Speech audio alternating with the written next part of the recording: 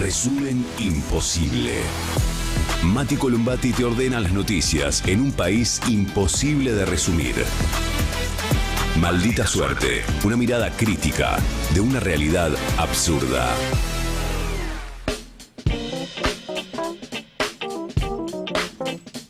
Y ahí va, jueves 11 de septiembre. Feliz día a todos los maestros y maestras de la República Argentina, profesores de todo el país. Feliz día a todos ustedes que tanto esfuerzo le ponen. Sí. Y que han recibido hoy esta tampoco reciben a cambio. Y que han recibido hoy esta gratificación del veto de la ley universitaria. Para los profes universitarios, feliz día. Veto al presupuesto universitario. Feliz día para todos los maestros y maestras de la República Argentina. Los queremos un montón. Sabemos que hay muchos maestros y maestras en la audiencia del Destape, de Maldita Suerte. Es el programa favorito de la CETERA. Sí. ¿No? Es como, están todos los sindicatos docentes, están acá, firmes, escuchando, así que les mandamos un abrazo grande. Bueno, like y comentarios y arrancamos a resumir, porque Milei profundiza su crisis. Al menos eso es lo que parece haber decidido el gobierno nacional. Avanzó con el veto a la ley de financiamiento universitario y a la ley de emergencia pediátrica, vetar universidades y Garrahan, en un momento de debilidad política, de crisis, después de una dura derrota electoral, donde parece haber quemado todos los puentes políticos posibles y fingir demencia y meterle para adelante, porque la verdad que la reacción del gobierno post derrota electoral fue: acá no pasó nada, este es el único camino, vamos a acelerar y si nos matamos, nos matamos. Es un poco el meme de si nos matamos, nos matamos, vamos para adelante. Nos hacíamos la pregunta en estos días, tal vez todavía con algún tipo de duda mínima, razonable, aunque sea para mantener alguna expectativa, de si el gobierno realmente en este contexto iba a profundizar su crisis, es decir, a decidir que la salida sea hacia abajo, ¿no? Es raro, es como hundirse para salir que por el otro lado sería, es como una estrategia en China, digamos. Claro, para salir del otro lado, meterle tan a fondo que termina encontrando la salida. Bueno, obviamente en la oposición ya están planificando votar las insistencias a estos temas la semana que viene, como ya hicieron con discapacidad, cuando consiguieron los 2/3 tanto de diputados como del Senado para rechazar el veto presidencial e insistir desde el Congreso con una ley que ya fue aprobada por amplia mayoría. Así que parece en la previa la oposición tener los números en el Congreso para ratificar estos proyectos de ley. El Frente Universitario anunció la tercera marcha federal para el día que eso se trate y un paro para este viernes. También se vienen protestas de los trabajadores del Garrahan. Si hay veto, hay marcha, es lo que habían advertido desde las universidades nacionales, ya con acá en la Ciudad de Buenos Aires al menos muchos afiches en la vía pública. Hay algunos muy lindos también ahí con la Facultad de Derecho de fondo, bueno, cuestiones que se ven acá en la ciudad, pero que es un paro federal, un paro nacional. Mañana, paro en todas las universidades nacionales del país. Los gremios de docentes y no docentes universitarios anunciaron este paro de 24 horas para este viernes. Ayer habían realizado clases públicas en Plaza de Mayo. Y bueno, y una nueva marcha, seguramente multitudinaria, cuando se discuta el veto en el Congreso. Tras el veto a la ley de financiamiento universitario, los rectores de la UBA y también allí los integrantes del Consejo Interuniversitario Nacional pidieron al Congreso de la Nación sostener la ley, ya que necesitan, dicen, con urgencia solucionar los problemas presentes y pasados para ajustar presupuestos y salarios. Un fragmento de la conferencia de prensa del Consejo Interuniversitario Nacional este mediodía. Efectivamente, el presidente de la Nación tenía la posibilidad efectiva de corregir errores, tenía a su firma la posibilidad de promulgar una ley que para su aplicación requería una inversión del 0,14% del PBI, absolutamente marginal y que sin comprometer fiscalmente a nuestro Estado garantizaba las condiciones mínimas indispensables para poder llegar a fin de año funcionando con normalidad. Eso no sucedió y necesitamos realmente con urgencia que el Congreso de la Nación pueda sostener esta ley cuando trate el veto. Por tanto, manifestar que vamos a trabajar de aquí a la sesión en cada una de las provincias del país, rectores y rectoras, para sensibilizar a los legisladores nacionales respecto de la importancia de que eso suceda en la Cámara de Diputados, que vamos a poner todo nuestro empeño para conversar con la sociedad argentina respecto de la necesidad de que esto se priorice y se custodie, y que vamos a advertir, como lo venimos haciendo con mucha responsabilidad desde hace 2 años, porque no queríamos llegar a esta situación, que necesitamos que se sostenga la ley de financiamiento universitario para solucionar los problemas presentes y pasados, actualizando presupuesto y salario conforme a la inflación registrada, pero necesitamos también que el Congreso Nacional apruebe un presupuesto que establezca parámetros de previsibilidad que evite la discrecionalidad para el 2026. Bien, conferencia de prensa este mediodía en la UBA con los integrantes del Consejo Interuniversitario Nacional. Recordemos, la ley de financiamiento universitario fue aprobada con 2/3 de ambas cámaras. Por lo tanto, si el Congreso quiere insistir con la ley y rechazar el veto, necesita 2/3 de ambas cámaras. Salvo que de acá a la semana que viene muchos diputados y senadores mágicamente cambian de opinión, cosa creo que que no faltaba parece. uno en diputado. Sí, en diputado faltaba uno. Uno. Lo tenés que conseguir. No, hoy Orrego, el gobernador de San Juan, ya dijo que era una barbaridad esto que estaban haciendo, Claro. y fuimos a buscar a ver cómo había votado San Juan y era 1 y 1. Claro. Así que imagino que ahí ya se ganó el que faltaba. Bueno, mientras tanto, obviamente la rosca y las negociaciones van a ser de acá hasta ese momento, con el presupuesto en el medio. El lunes el gobierno presenta el presupuesto. Me imagino que puede tener todavía algún margen de negociación. Lo cierto es que acá, lo que decimos siempre, hay discusiones que son, viste, de números, de porcentajes, de cuánto es del PBI tal y cual cosa. Entonces de repente terminás entrando en una discusión que es la que propone el gobierno. No, pero esto es del 0,5 del PBI y la de emergencia en discapacidad es el 0,0. Mirá, yo no sé cuánto es del PBI, pero vos no podés ajustar en discapacidad, en el Garrahan, en los jubilados, en las universidades. Sacalo de otro lado. Andá a buscar a otro lugar. Andá a buscar arriba en vez de seguir ajustando abajo, ¿no? Además, estamos hablando tampoco de proyectos de financiamiento extraordinarios, ¿no? Esto es para garantizar por lo menos el funcionamiento, según la inflación del INDEC, de los gastos destinados al funcionamiento de las universidades, a los hospitales universitarios, a la investigación, es decir, ciencia, educación y salud. También obliga a convocar paritarias para recomponer los salarios de los docentes y de los no docentes, y tiene también o por lo menos prevé el proyecto de ley, mejoras en el sistema de becas. Porque después está la otra parte, ¿no? Obviamente están los salarios de los docentes y no docentes universitarios, la infraestructura universitaria, y después están los pibes y pibas que tienen también sus becas congeladas para ir a estudiar. Eso es excluyente, es un proceso de exclusión de pibes y pibas de la universidad. Después te dicen que los pobres no llegan a la universidad. Y no, papi, si encima les ajustás las becas, ¿quién querés que llegue a la universidad? Mientras tanto también, tras el veto a la emergencia pediátrica, los trabajadores del Garrahan anunciaron que marcharán al Congreso junto a las universidades. Hoy los universitarios iban esta tarde también a participar ahí de una protesta en el Garrahan y convocaron a un ruidazo para mañana a las 20, y mañana habrá un paro en el hospital, anunciaron. A ver. Está causando conmoción y ebullición en todo el equipo de salud, este equipo de salud que viene dando señales de paciencia, de coherencia y de unidad para luchar en defensa de un hospital que atraviesa una grave crisis. Queremos anunciar que a las 2 de la tarde están viniendo los rectores de la universidad. El Hospital Garrahan y la universidad van a salir juntos, en unidad, con todo el movimiento de lucha que nos trajo el 17, que nos llevó el 17 a la Plaza de Mayo, nuevamente a la Plaza del Congreso cuando se vote la ley. Queremos anunciar que mañana hay un paro acá en el hospital, y en el contexto de ese paro anunciamos y convocamos a toda la comunidad a un ruidazo nacional a las 20 horas. Nosotros vamos a estar acá de paro a esa hora y vamos a estar haciendo el ruidazo, pero que ese ruidazo sea a nivel federal, desde donde estés, desde el balcón de tu casa, desde las plazas, desde los barrios, desde las universidades, y a nivel federal.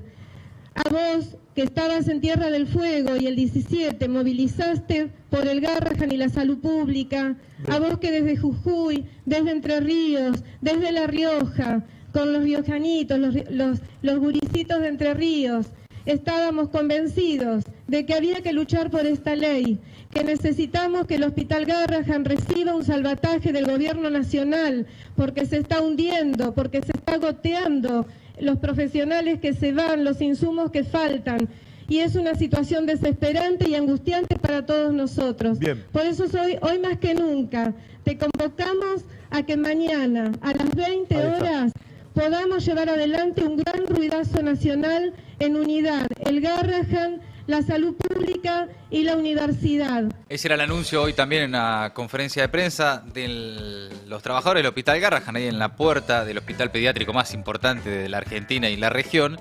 ¿Qué escenario el que se abre para las próximas semanas, no? Es bien complejo. El gobierno obviamente ha decidido profundizar en su crisis, fingir demencia, agachar la cabeza, abrazarse al Fondo Monetario Internacional y meterle para adelante como si nada pasara. Pero si vos venís ya de una derrota electoral en la provincia de Buenos Aires, que un poco para muchos anticipa lo que puede llegar a ser una nueva derrota en octubre. Si vos ya te venís peleando con los bancos, te venís peleando con los gobernadores, te venís peleando con el Congreso, te venís peleando con sectores del establishment económico, incluso ya hasta con algunos medios que venían bancando absolutamente todo y ya en las últimas semanas empiezan a generar ahí, ¿no?, como una soltada de mano. Si sobre eso, sobre ese estado de crisis, de que la guita no alcanza, de que la gente se está quedando sin laburo, hay datos oficiales que ahora vamos a repasar, le sumás un escándalo de corrupción, Karina, el 3%, las coimas, los medicamentos para personas con discapacidad y demás, y empezás encima, sobre esa crisis, a que tu respuesta sea agachar la cabeza y meterle en otra vez un veto para el Garrahan, otra vez un veto para las universidades, que ya te están avisando que van a salir todos juntos estos sectores a las calles la semana que viene a esperar las sesiones en el Congreso. ¿Qué le queda al gobierno? ¿Dónde está hoy una línea de sobrevivencia? ¿Dónde tiene hoy el gobierno una línea de sobrevida? Porque después se enojan, se quejan cuando algunos dicen, y la verdad que pinta complicado, hay que ver si llega, golpistas, dicen. ¿De qué se agarran hoy para sostener su gobernabilidad? ¿Solamente de 2 tweets del Fondo Monetario Internacional? ¿Creen que con eso alcanza para meterle por los próximos 2 años? No, sí. Están gobernando por Twitter, además. Nombran un ministro y todavía no tienen ni ministerio. Y arman mesitas para hablarse entre ellos. Y realmente un gobierno que se achica, vos lo ves, ¿no? Cada vez más recluidos en sí mismos. Verdaderamente están haciendo todo lo posible para que la crisis escale. Y después, ya sabemos qué sucede cuando las crisis escalan. Después la culpa siempre es del que protesta, la culpa siempre es del que sale a la calle, la culpa es si vuela una piedra. Pero cuando vos ves a un gobierno que no escucha, que agacha la cabeza, que le mete para adelante, acelerando el proceso de ajuste, acelerando el proceso de crisis, ¿qué es lo que quieren? ¿Qué es lo que está buscando este gobierno? Porque uno ya empieza a sospechar, ya empieza a suponer, ya empieza a pensar, bueno, evidentemente no tienen intención de superar la crisis, no tienen intención de resolver, de escuchar, de volver a conectar con algún sector de la sociedad. Evidentemente es profundizar la crisis y que la crisis escale. ¿Con qué sentido? ¿Cuál es el objetivo? Teniendo en cuenta las particularidades del presidente, las particularidades personales de quien está a cargo del Poder Ejecutivo, psicológicas, humanas, temperamentales y demás, decís, bueno, evidentemente, tal vez es parte de la estrategia que se pudra. Porque si no ves reacción, si no ves alguna señal, aunque sea mínima, de, bueno, sí, la verdad, tenemos que reconsiderar algunas cuestiones. Pues decir, bueno, evidentemente uno empieza a suponer que les conviene la crisis, que quieren que se descomponga la situación aún más. Están buscando. Porque la verdad, la respuesta... Ahora vamos a escuchar a Adorni sobre el Garrahan. Insistir encima con mentir, de vuelta toda la cuestión, todo lo de los ñoquis, lo de la gente, lo de que los que trabajaban pero no sé qué. Pues decís, bueno, evidentemente están queriendo, y eso es muy peligroso, profundizar la crisis desde el propio gobierno. Claro, que no, con la misma caja de herramientas de siempre. Bueno, escuchen lo que decía hoy a la mañana Adorni sobre la situación del Garrahan. Hoy es la primera vez en 38 años, no solo que el Garrahan tiene no tiene más déficit o tiene las cuentas equilibradas, sino que además hay nuevas becas que la ley esta las quiere voltear y que eligieron el 85% de los que reciben las becas, eligieron la beca que hoy esa ley quiere voltear. Y además porque se recortaron un montón de cargos. Fueron 250 médicos, ¿no? Se fueron, sí, no fueron todos médicos, fueron muchos de los cargos que estaban politizados. Se fueron médicos que creo que esa es una de las tantas fake news que dieron vuelta. No, médicos. Pasamos Bueno, el hay listado. Adorni hablando de fake news, ¿no? Sí, Es sí. extraordinario. Uno de los principales replicadores de fake news del gobierno nacional, ¿no? Perdón, Mati, pero me quedé un poco maquinando lo que venías diciendo antes. Digamos, ¿vos crees que puede ser no solo impericia todo esto, digamos, que hay algo que puede estar buscando? O sea, buscar Yo creo una que el situación- gobierno, aunque no parezca, puede no ser Milei, puede no ser Karina Milei, pero alguna persona inteligente este gobierno tiene. Ujú, Con experiencia al menos. Tal vez no son justos los que mandan. claro. Tal vez no sea justo el presidente Y su hermana, digamos. y su hermana. Claro. Pero alguna persona con inteligencia en este gobierno hay, al menos con experiencia. No sé, Patricia Bullrich. Sí, sí. Por ahí, Blanco, le sí. cuesta un poco más hablar de corrido, pero experiencia política tiene. Sí. Ya es el tercer gobierno que ocupa. ¿Pasa? Sturzenegger. Sí. Ya es el tercer gobierno que ocupa. Sí. Caputo no es ningún boludo, Caputo. No, tampoco. Boludo no es. Después te puede gustar más o menos, pero boludo no es. No, claro. Guillermo Franco es un hombre con experiencia. Hace 40 años que está en la política, pasó por todos lados, más o menos se entiende. Saben olfatear climas políticos. El tema es si el presidente entiende. O si solo quiere tener razón. Milei es de ese tipo de personas, más o menos ya lo conocemos, que solo quiere tener razón. ¿Viste eso que quieren tener un punto Sí, que sí, demostrar? Y tal vez, yo empiezo a suponer, estoy conversando tratando de entender qué le pasa al gobierno, que de la crisis solo sale para abajo, y queriendo profundizar.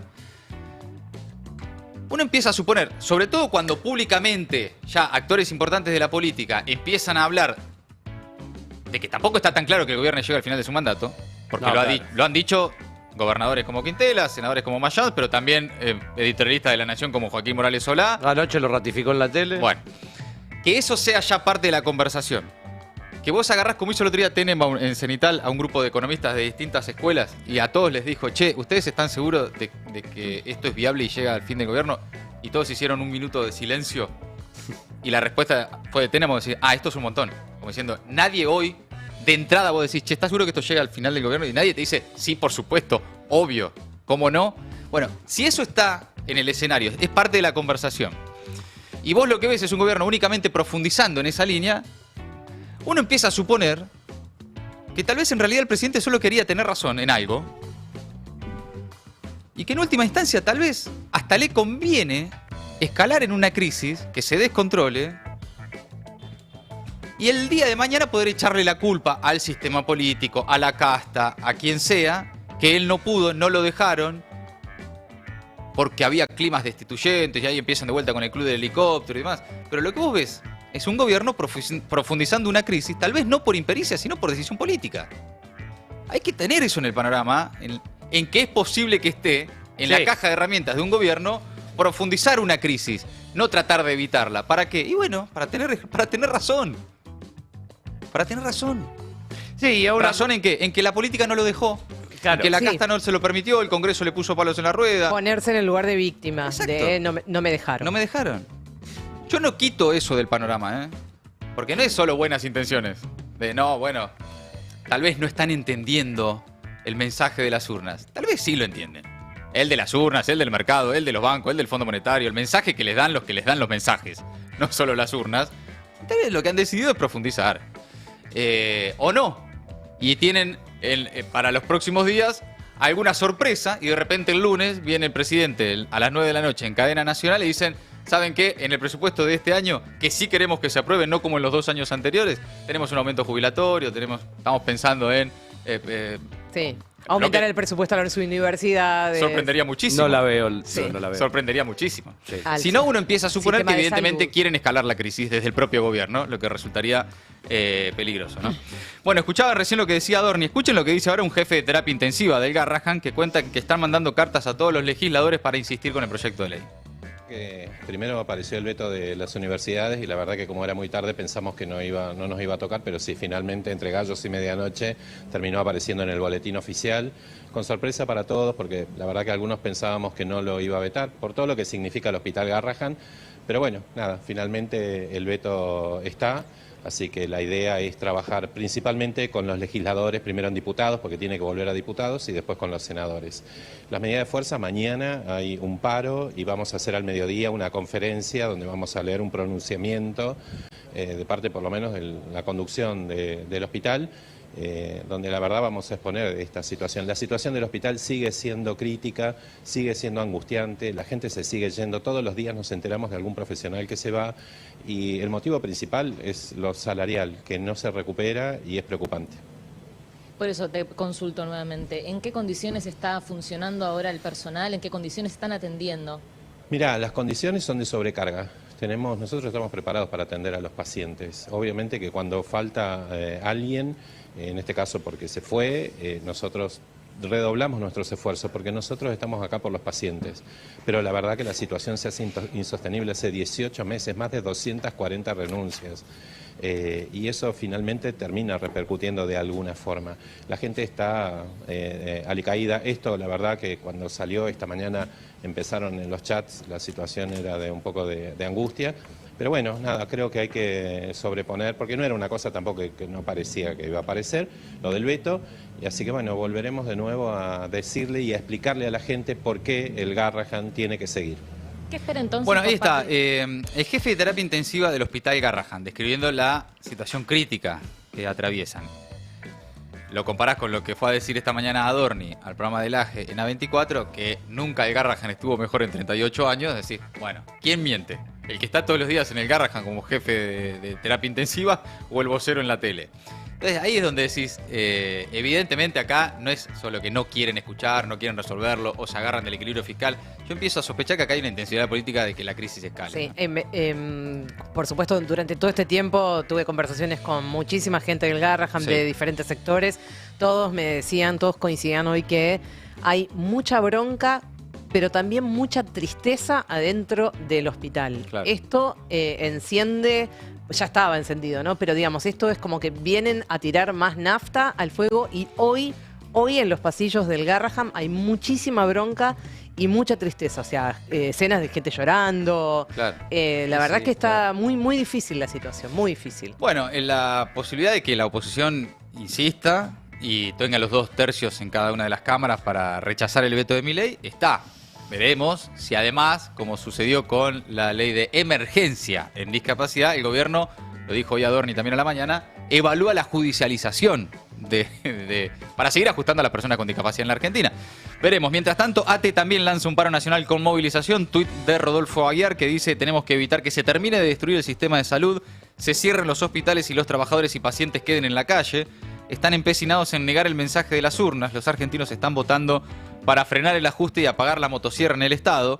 Milei asegura que no cambiará el rumbo y que va a acelerar, pero en realidad encabeza un gobierno que agoniza, dijo Rodolfo Aguiar. Mientras tanto, Adorni confirmó que el gobierno también vetará los ATN.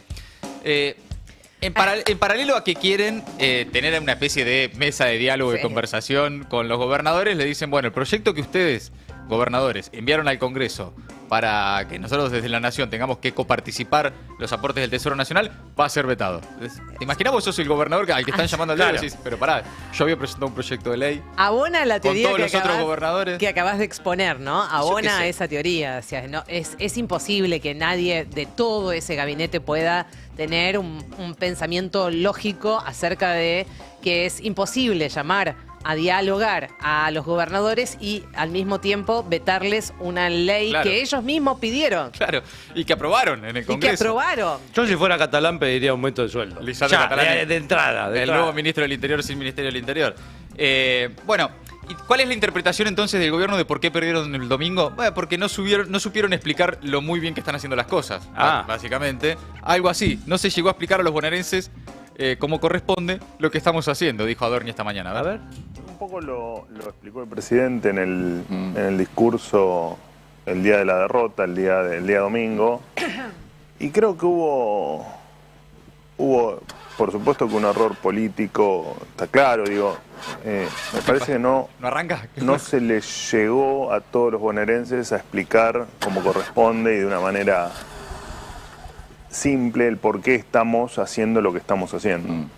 y por qué claramente nosotros cuando hablamos de reactivación económica, por ejemplo, nosotros tenemos en claro que hay sectores que les está yendo muy bien y otros sectores que les está costando arrancar. Y dentro de esos sectores que les está costando arrancar, por supuesto que hay miles y miles y miles de bonaerenses. Y creo que más allá de que todos estamos haciendo una autocrítica, no solo por instrucción del presidente, sino porque efectivamente hubo errores, digamos, hay cosas para corregir, pero creo que uno de los mayores errores que cometimos fue ese, el no explicar el por qué. El error de comunicación. Explicarlo explicamos. El tema es, Entonces, bueno, ver por qué no le llegamos a un sector de la sociedad. No, realmente el nivel de confusión es total por ser buenos. Por ser buenos, yo insisto. Vamos a darle la duda de que es confusión y pericia y que de verdad no la están viendo. Yo me empiezo a inclinar por la idea de que simplemente están fingiendo demencia, profundizando y escalando el conflicto adrede, ¿no? Pero la idea es entonces que no le explicaron lo suficientemente bien a los bonaerenses lo bien que están las cosas, y entonces los bonaerenses no terminaron de entenderlo y les votaron en contra, ¿no? Es como si se tratara de un problema de comunicación, de explicación, de que... Claro, ¿qué pasa en el gobierno? Son tan genios, están haciendo tan bien las cosas, pero cuesta tanto entenderlos, que si tan solo tuvieran la precaución de explicarle mejor a la sociedad por qué estamos bien, la sociedad lo entendería y los acompañaría con el voto, ¿no? Ese es un poco el razonamiento de Adorni luego de varios días de mesitas de reuniones, digamos. Si esto fue lo mejor que consiguieron como autocrítica para explicar la derrota del domingo, chicos, se me ocurren a mí mejores argumentos para tratar de encontrar ahí una vía de explicación a lo que está sucediendo, ¿no? Pero bueno, evidentemente no. Al punto tal, mirá cómo estarán las cosas, que Patricia Bullrich hizo referencia a Mauricio Macri y dijo que sería bueno hablar con Macri. Mirá la que están. ¿Hola perdido? ¿Tiró? Tiró un hola perdido. ¿Qué haces? Día. ¿Cómo estás? Que sería bueno que si se hizo una alianza, se vea, que se muestre, que se dialogue. A ver, escucharla a Bullrich sobre Mauricio Macri. ¿De Macri sabes algo de Mauricio Macri? No, pero me parece que sería bueno en este momento también hablar con él. Ayer estuvimos en una reunión acá en la campaña de la ciudad y estaba una de las candidatas. Mucho en la ciudad un poquito lo sacudieron a Mauricio Macri, ¿no? Bueno, pero me parece que está bueno, digamos, está bueno que si se hizo una alianza, eso se vea, se muestre, se dialogue, así que me parece que es un buen camino. ¿Qué tal, che? Hey, ¿Cómo la ves? ¿Qué acordás haces, de mí? che? Perdido. Era tu candidata a presidente, ¿te acordás? ¿Te acordás, no? Es como cuando vas a buscar los mensajes en Instagram y hace mucho que no te quedó. Sí. La última vez que tiré un fueguito. Igual tanto no tiempo. sería bueno que Mauricio la atienda con cuarteto, ¿no? Hablando de lo que hablábamos al principio de Chiaretti y todo Se me eso. ocurren varias canciones. Sí. Bueno, ¿qué estará pasando ahí, no? Como para que hasta Bullrich tenga que decir, bueno, capaz que tenemos que volver a hablar con Macri. No, ya evidentemente es el desconcierto y el nivel de debilidad que está bueno, también, que no puede ocultar el gobierno, por más que lo intente, es parte, ¿no?, de las complicaciones que tienen por estas horas en la Casa Rosada. Otra de las complicaciones es Españolo, ¿no? Están estas dudas sobre si Españolo va o no a la justicia a declararse como arrepentido. Habló Adorni también sobre los audios del escándalo. Dijo que fue una operación política y que los audios son completamente falsos. A ver. Aprendís. ¿Por qué no hablan? Yo creo que sí hablamos o sí comunicamos. Yo creo que no. Lo de los audios me parece que el presidente fue bastante contundente. De hecho, los audios, el contenido claramente es falso. Digo, a mí, en el audio que me nombra a mí, que me insulta, y que hace referencia a una llamada, no por temas de corrupción, sino una llamada que supuestamente tuvimos. A mí el que más me preocupa es el de la comisión. Está bien. Sí. Pero como te lo pongo como referencia, esa charla con él, en mi caso, nunca existió. El contenido de los audios es falso, es completamente falso. Después la justicia determinará qué había detrás de eso. Pero los audios son completamente falsos. Audios que, dicho sea de paso, se filtraron... De forma irregular. No. pero el día anterior a que se estaba discutiendo o se iba a discutir la ley de discapacidad. Bueno, los audios son completamente falsos, pero al que echaron inmediatamente después de la publicación de los audios fue a Españolo. Entonces, o tan falsos no son los audios, o tenían ganas de echarlo a Españolo porque, no sé, porque es raro, ¿no? Si los audios son falsos, ¿por qué lo echaron? Él habla del contenido de los audios. No, él dice los audios son falsos, que es la escala superior a los audios existen, pero los contenidos son falsos, ¿no? Después dice que habla del contenido. Lo que pasa que es difícil, digamos, poder creer que esas conversaciones con él, por ejemplo, no existieran, porque todo lo que acaba de decir previamente, lo que vos dijiste, es todo mentira. Claro. Entonces, ¿por qué debería creerte ahora? También separaron no separaron solo Españolo, separaron a uno de los que denuncia Españolo en esos audios, que era el que se encargaba de la compra. Esa separación, esa echada, es más inexplicable que la de Españolo. Claro, los audios son falsos, pero le quieren poner un abogado. Claro.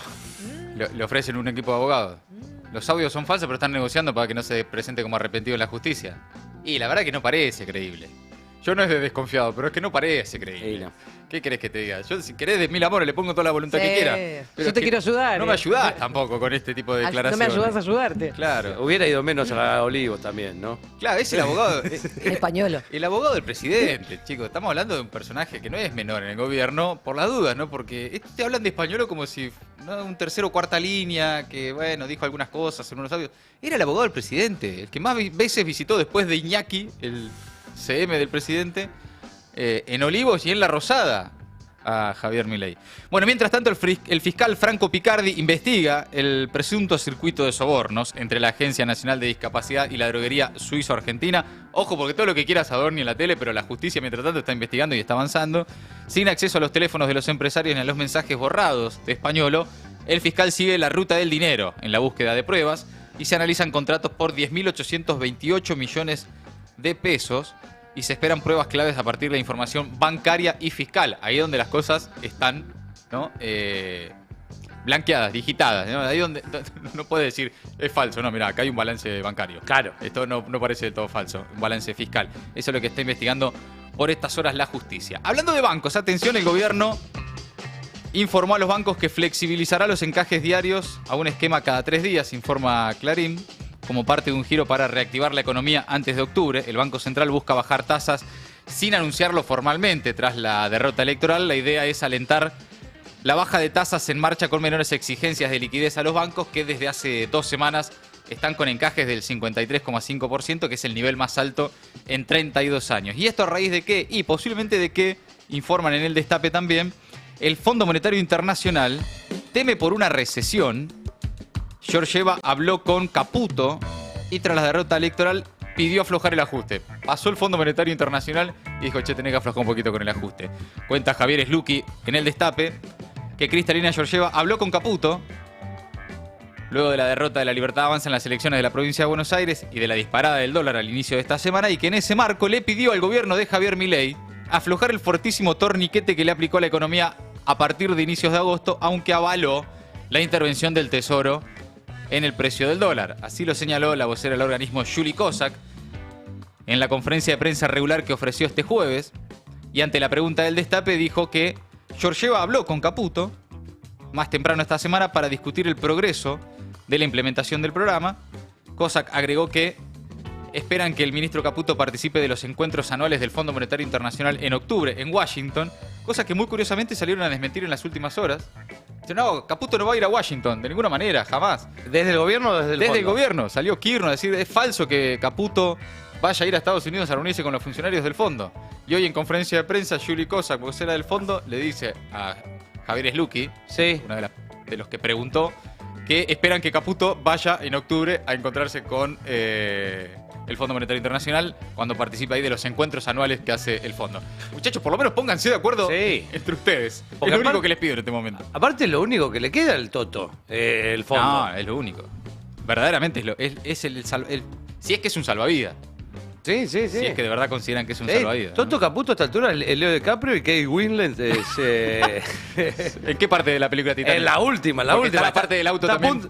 Ella que deja los deditos marcados en el vidrio. No, está a punto de hacerle así. Viste que le hace ahí al final. Le empuja la balsa. Cuando lo suelta ya en el agua fría. Ya no tenés arreglo, toma. Porque también tuvieron el momento en el auto. Sí, tuvieron, pero eso ya pasó hace como...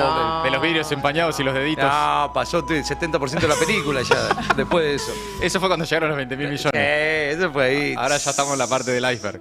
Bueno, mientras tanto, datos oficiales. Atención con esto, porque se profundiza la crisis. Cayó el empleo privado formal en junio y julio, cuenta el Destape también. En junio se perdieron 12.150 puestos asalariados en el sector privado, registrados, puestos de trabajo registrados. Y en julio la baja continuó según datos oficiales. El empleo quedó por debajo del nivel de diciembre de 2024. La caída se explica por más desvinculaciones y afecta a sectores claves como minería, transporte y hoteles. Solo crecieron educación y salud. En contraste, el trabajo independiente subió levemente y también el empleo público, dice la información oficial que publica ahí Rodri Núñez en una muy buena nota hoy también en el Destape. La recesión comienza a romper el empleo. Según los datos oficiales que analizó también el investigador del Instituto de Estudios y Formación de la CTA, a quien siempre citamos, Luis Campos, el empleo formal cayó muy fuerte en el primer semestre de 2024. El sector privado había tenido un pequeño repunte en el tercer trimestre, pero desde octubre del año pasado permanece estancado. Y otra nota interesante del Destape, porque mientras tanto la vida real, el trabajo, sí, cuenta ahí Sebastián Premisi, la industria hoy, disminución de las ventas, cierres, reconversión y despidos. Cuenta en esta nota que la apertura importadora, la desregulación, devaluación, tarifazos y tasas de interés prohibitivas pega de lleno a grandes y pequeñas empresas. Y hay que decir, un esquema económico que el gobierno decidió profundizar, no modificar.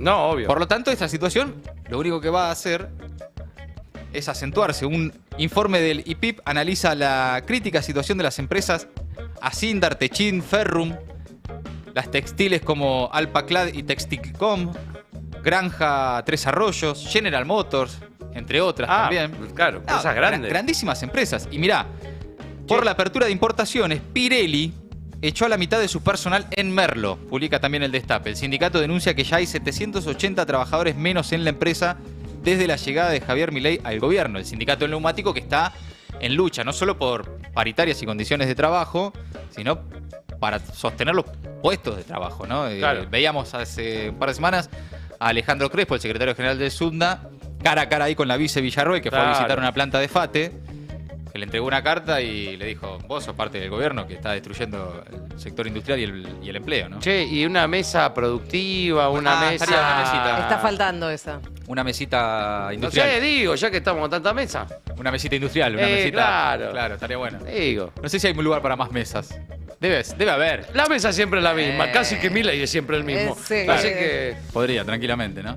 Bueno, mientras tanto, el próximo lunes Milei va a presentar el presupuesto 2026 en cadena nacional. ¿Qué tienen que hacer el lunes a las 9 de la noche, chicos? Cadena nacional de Milei. Jabo, toda la vida. Muy bien. Verlo, ¿no? Por Cervecita supuesto. y jabo. Hace 2 meses... Planazo, ¿no? Planazo. Bueno, en principio, obviamente, se desconoce el contenido. Pero, para que tengan una idea... Hace 2 meses, en un mensaje al Congreso, Economía envió un adelanto del texto que estipulaba a fines de 2025, pensando en el presupuesto, el dólar oficial a 1.229. ¿Cómo? Ayer cerró a 1.435. Hace 2 meses.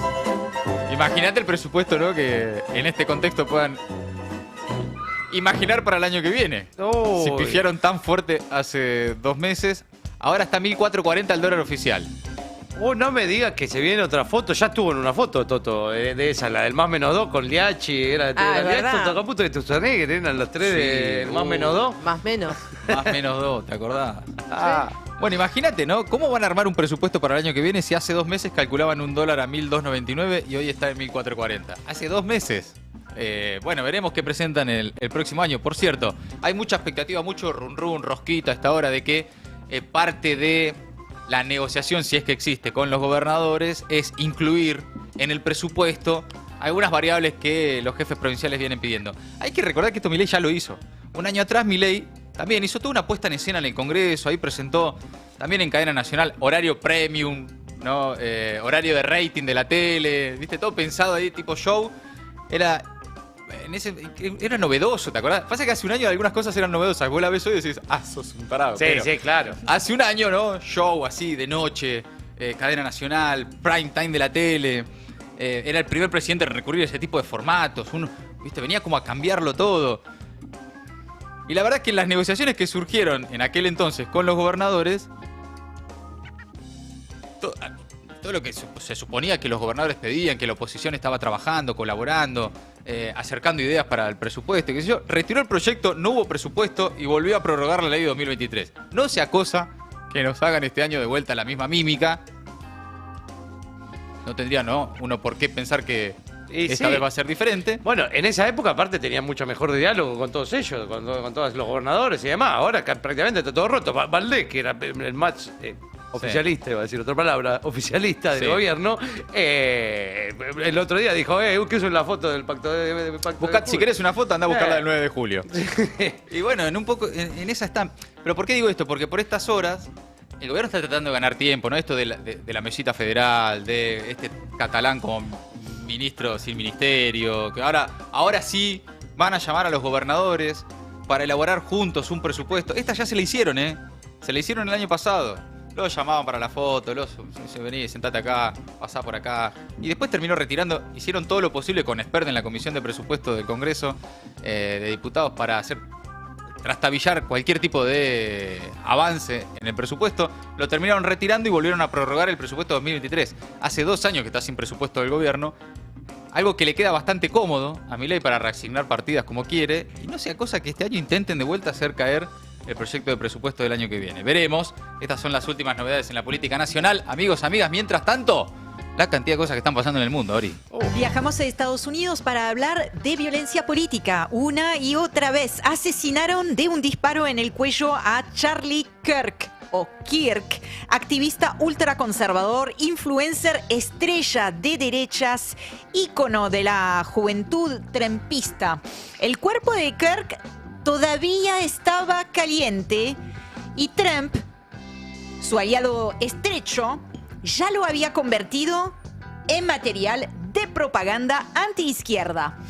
Les voy a explicar, me voy a detener un minuto en este caso, les voy a explicar cómo Kirk no fue ni mártir ni héroe, sino víctima del mismo sistema de ideas violentas que predicaba y de la misma cultura de las armas que defendía. Charlie Kirk, que también era padre de 2 hijos, era un hombre con acceso directo a la Casa Blanca. Parte de esa estructura de poder que podríamos decir paralela, ¿no? Informal, que se consolidó bajo la gestión justamente de Donald Trump.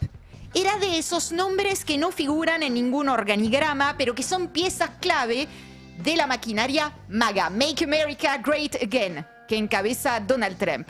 Kirk era un evangelista de la nueva derecha estadounidense, un exponente joven y carismático de ese populismo nacionalista cristiano que es el que late en el corazón del movimiento MAGA, con un credo sencillo y que bien conocemos: Dios, familia tradicional y patriotismo. Fundó Turning Point USA, así se llama, en 2012 con apenas 18 años de edad. En apenas una década convirtió la organización en una maquinaria formidable, millones en recursos y una red de militantes muy intensos, muy comprometidos con la causa. Un aparato MAGA dedicado a evangelizar, en este caso, a la juventud en particular. Como ayer lo hemos visto en la Universidad de Utah, donde, fue asesinado, Kirk recorría campus universitarios, centros educativos, donde los demócratas suelen tener mayor peso, con el objetivo justamente de difundir su credo. ¿Cuál era su credo? Contra el wokismo, rechazaba género, diversidad, multiculturalismo, negaba el racismo estructural, decía que los blancos eran las verdaderas víctimas, hablaba en contra del aborto, un defensor de la familia tradicional y de una visión muy cristiana conservadora, ¿no?, de esa familia, a favor de las armas sin restricciones y siempre de manera incondicional del lado de Israel. Anoche, cuando el asesino no había sido identificado, y no lo fue todavía, ¿no? Ni se conocían las motivaciones, Trump, él, ya sabía a quién responsabilizar. A ver. On the radical left have compared wonderful Americans like Charlie to Nazis and the world's worst mass murderers en and un anuncio criminals. oficial lo estamos escuchando al presidente estadounidense Donald Trump. Minutos apenas después de la confirmación de la muerte de Charlie Kirk, diciendo durante años los de la izquierda radical han comparado a maravillosos estadounidenses como Charlie con nazis y con los peores criminales y asesinos del mundo. Ese tipo de retórica es directamente responsable del terrorismo que vemos hoy en nuestro país y debe detenerse ya. También dijo, mi administración encontrará a cada uno de los que contribuyeron a esta atrocidad y a otras violencias políticas, incluidas las organizaciones que los financiaron, apoyaron, así como a quienes atacaron a nuestros jueces, a las fuerzas del orden y a cualquiera que contribuya al orden en nuestro país. Esto dijo anoche Trump. Trump, que bien lo sabemos, lo hemos analizado millones de veces, que hizo de la extrema polarización y de la violencia su fondo de comercio, que tuvo de hecho su expresión más cabal en el asalto al Capitolio, asusado por el propio Donald Trump. Sí, los mandó a tomar el Capitolio.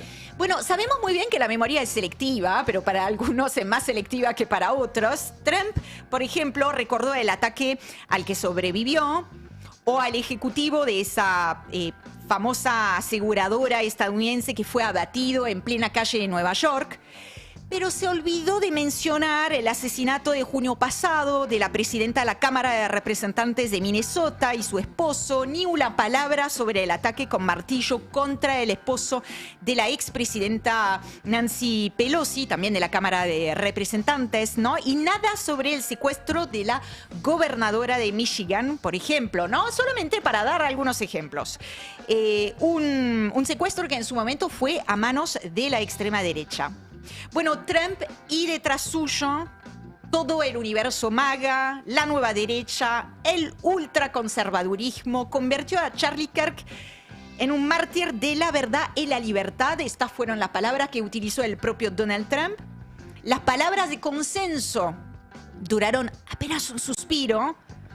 Fue una antesala, un paso de comedia antes de atacar con ferocidad a la izquierda. Les doy ahí también algunos ejemplos. Stephen Miller, que es asesor de la Casa Blanca, ideólogo de la ultraderecha, pidió derrotar al demonio que se llevó a Charlie de este mundo. Elon Musk dijo, la izquierda es el partido del asesinato. Y Steve Bannon dijo, Charlie Kirk es una víctima de la guerra porque estamos en guerra en este país. Ah, bueno. Ahora, ¿hay algún tipo de evidencia de que el atacante es? No, por ahora no saben ni quién. Incluso si lo fuera, pero digo, ¿por qué dicen que es de izquierda? Por ahora no se sabe nada. Puede haber sido en Estados Unidos, puede ser cualquiera. Hay videos que están mostrando dónde pudo haberse ubicado para asesinar a ese influencer. Porque acá ya también, muy rápidamente, toda la tropa digital libertaria salió en línea. Nosotros somos republicanos y también nos sentimos atacados. Obviamente a reivindicar a Charlie Kirk con todo derecho, pero ya también a decir... No, estos son los que reivindican al Che Guevara. Escuché videos decir eso. Pero son los que votan en Buenos Aires. Lo mató la izquierda. Esto es a lo que nos enfrentamos. Claro, no, flaco, vos no te estás enfrentando a nada de todo eso acá. Por ahora no se sabe. Pero no se sabe si fue un... Incluso si lo fuera habría que ver, pero... Totalmente. Si requiere... Si no es una desproporción todo lo que está diciendo Donald Trump y demás. Incluso si lo fuera. Ahora... No hay ninguna evidencia, ningún indicio, algo de que el atacante sea un militante de algún partido de izquierda, no, nada. No hubo tampoco la difusión, o sea, ahora deberíamos hacer un F5 porque es una historia en desarrollo, pero hasta el momento en que empezamos ese repaso, digamos, no había ni siquiera un manifiesto, porque a veces sucede. Nadie que se adjudique nada, claro. Nadie. Por lo cual, y me parece que de todas formas lo más importante acá, no sé si lo más importante, pero tan importante como lo que acabas de decir, es que efectivamente no es que no importa, por supuesto importa saber la verdad sobre lo que sucedió. Pero acá la vuelta tiene que ver con que ellos mismos son los que vienen construyendo ese escenario, ese caldo de cultivo que hace posible que efectivamente se secuestre a un dirigente político o se lo mate o se lo intente matar, como lo intentaron 2 veces con el propio Donald Trump. Claro. Hay una cuestión que va mucho más allá del clivaje político y que tiene que ver con lo que infunden desde esos sectores radicales, desde la política a la dirigencia, y que permite, que habilita y normaliza la violencia política en Estados Unidos. Quiero terminar diciéndole que Charlie Kirk defendía a rajatabla el segundo mandamiento. Llegó a decir que las muertes por bala era un precio que vale la pena pagar para sostener ese derecho. Amigos, amigas, hasta ahí el resumen imposible de Maldita Suerte. Maldita Suerte, de 14 a 17 horas.